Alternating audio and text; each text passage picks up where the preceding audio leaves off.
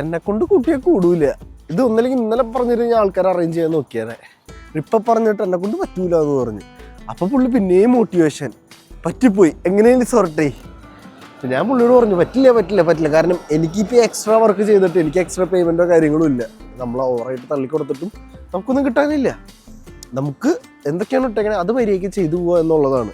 അല്ലാതെ നമ്മൾ ഒക്കെയും കൂടി തള്ളിക്കൊടുക്കാൻ നിന്നാൽ, കമ്പനിക്ക് തള്ളിക്കൊടുക്കാൻ നിന്ന് കഴിഞ്ഞാൽ നമുക്കൊന്നും കിട്ടില്ല. കിട്ടുമായിരിക്കാം, പക്ഷെ കിട്ടില്ല. അതൊരു യാഥാർത്ഥ്യമായ പരമമായ സത്യമാണ്. അതങ്ങനെയാണ്. പിന്നെ അതിൻ്റെ കൂട്ടത്തിൽ എൻ്റെ ഉള്ളിലെ മോട്ടിവേഷനോളി ഒന്ന് ഉണർന്നു. അതായത് പുള്ളി ഇപ്പോഴും മെസ്സേജ് അയച്ചുകൊണ്ടിരിക്കുക ശരിയാക്കാൻ പറഞ്ഞ്. എനിക്ക് നിങ്ങളോട് പറയാനുള്ളത്, തെറ്റ് പറ്റിക്കോട്ടെ, അത് ആക്സെപ്റ്റ് ചെയ്താൽ മതി. ഇവർ ആക്സെപ്റ്റ് ചെയ്യാണ്ട് പിന്നെയും ആൾക്കാരെ കൂട്ടി മറിക്കാൻ പറഞ്ഞു കഴിഞ്ഞാൽ മുഴുവൻ ഞാൻ അറേഞ്ച് ചെയ്യാൻ നിൽക്കണം. അത് ഈ വെളുപ്പിന് 4 മണിക്ക്. അറ്റ്ലീസ്റ്റ് ഇന്നലെ രാത്രി മുമ്പാരൊക്കെ പറഞ്ഞിരുന്നെങ്കിൽ നമുക്ക് എന്തെങ്കിലും ചെയ്യായിരുന്നു. നമ്മളെ ബാധിക്കുന്ന കാര്യമല്ല. ഇതിപ്പോൾ എൻ്റെ ഫോൾട്ടല്ല, ഇത് കമ്പനിയുടെ ഫോൾട്ടാണ് എന്ന് പറഞ്ഞുകൊണ്ട് നമുക്ക് ജോലിക്ക് പോകാം.